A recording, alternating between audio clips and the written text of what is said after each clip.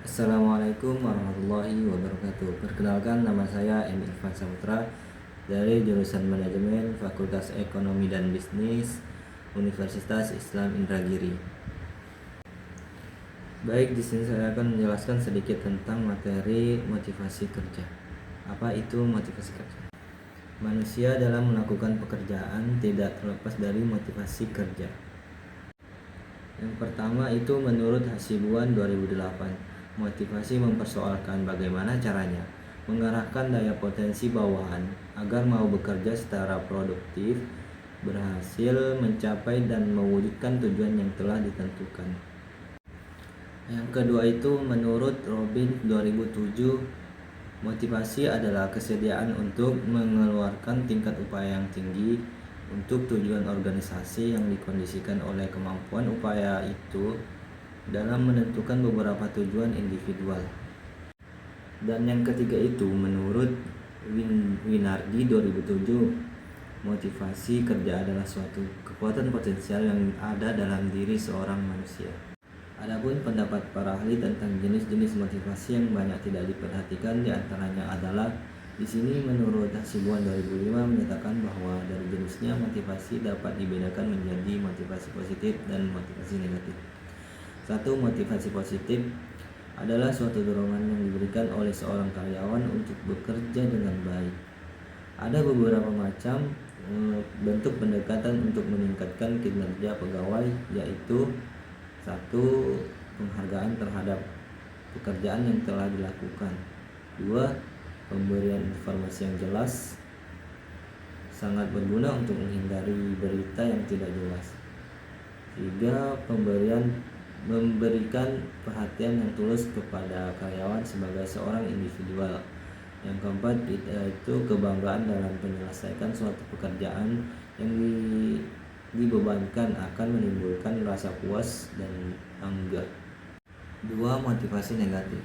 Motivasi negatif dilakukan dalam rangka menghindari kesalahan-kesalahan yang terjadi pada masa kerja dan juga bertujuan supaya karyawan tidak melalaikan kewajiban-kewajiban yang telah dibebankan, yaitu berupa sanksi, skors, penurunan jabatan, atau pemberian denda.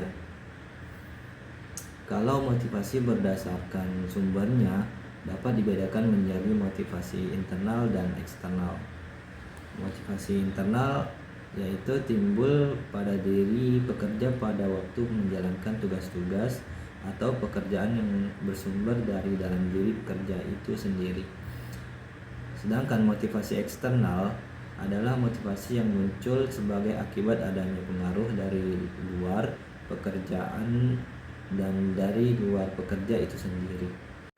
Selanjutnya membahas tentang dimensi dan indikator motivasi kerja. Menurut Wibowo 2011, dimensi dan indikator motivasi kerja adalah satu, kebutuhan untuk berprestasi, yaitu tenaga kerja, target kerja, kualitas kerja, tanggung jawab, dan resiko. Dua, kebutuhan untuk memperluas pergaulan, ada komunikasi dan persahabatan. Tiga, kebutuhan untuk menguasai pekerjaan, ada pemimpin, duta perusahaan, dan keteladanan. Seperti yang diungkapkan oleh Armstrong 1994, kebutuhan akan prestasi merupakan dorongan untuk mengungguli. Salah satu indikator yang tidak terlepas dari motivasi adalah kepuasan kerja yang selalu disebut-sebut dalam kehidupan berorganisasi dan dalam kehidupan sehari-hari. Berikutnya membahas tentang kepuasan kerja menurut para ahli. Pertama, menurut Sutarto Wijono 2010, kepuasan kerja adalah suatu perasaan yang menyenangkan merupakan hasil dari persepsi individu.